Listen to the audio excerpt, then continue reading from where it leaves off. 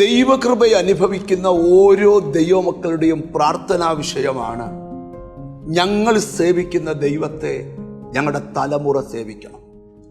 ഏറ്റവും കൂടുതൽ തലമുറകൾ വഴിതെറ്റിപ്പോകുന്നൊരു കാലമാണ്.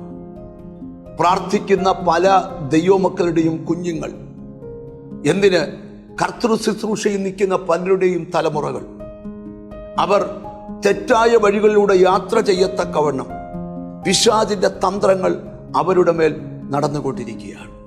എന്നാൽ നിങ്ങൾക്കൊരു വാഗ്ദത്ത വചനമാണ് ഇന്ന് കർത്താവ് തരുന്നത്.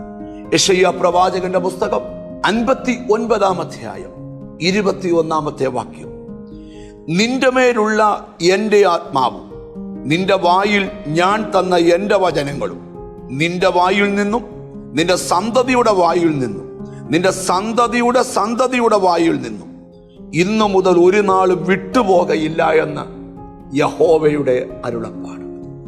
പ്രവാചകനായ യെശയ്യാവ് പ്രവചിക്കുക, നിന്റെ വായിൽ ഞാൻ തന്ന വചനം, നിന്റെ മേൽ ഞാൻ പകർന്ന ആത്മാവ്, സ്തോത്രം, അതൊരിക്കലും നിന്നെ വിട്ടുപോകത്തില്ല.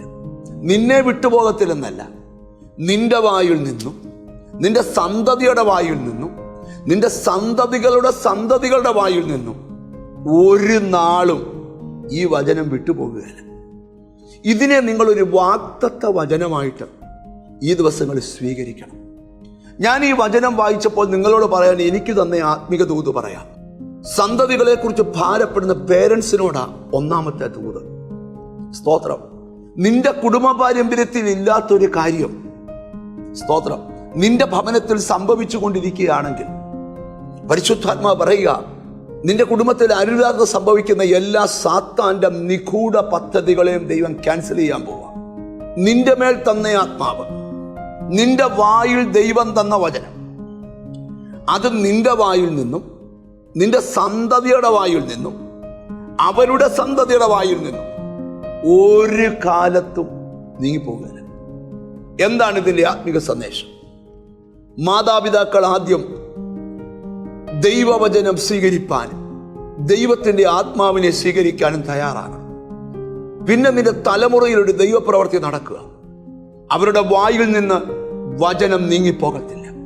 ഈ വാഗ്ദത്ത വചനത്തിന് ഒന്ന് സ്തോത്രം ചെയ്ത് പ്രാർത്ഥിക്കാം. ഞങ്ങളുടെ കർത്താവേ, സ്വർഗസ്ഥ പിതാവേ, തലമുറകൾ തെറ്റിപ്പോകുന്ന കാലഘട്ടത്തിൽ കർത്താവേ, തലമുറകളുടെ മേൽ വീണ് കിടക്കുന്ന വാഗ്ദത്തത്തിന് നന്ദി.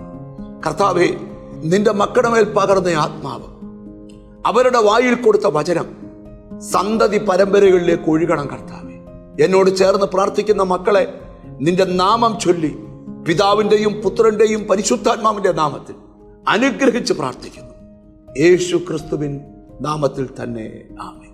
ഈ ദിവസങ്ങളിൽ നിന്റെ സന്തതികളെ വേലി കെട്ടി ദൈവം കാക്കും. God bless you.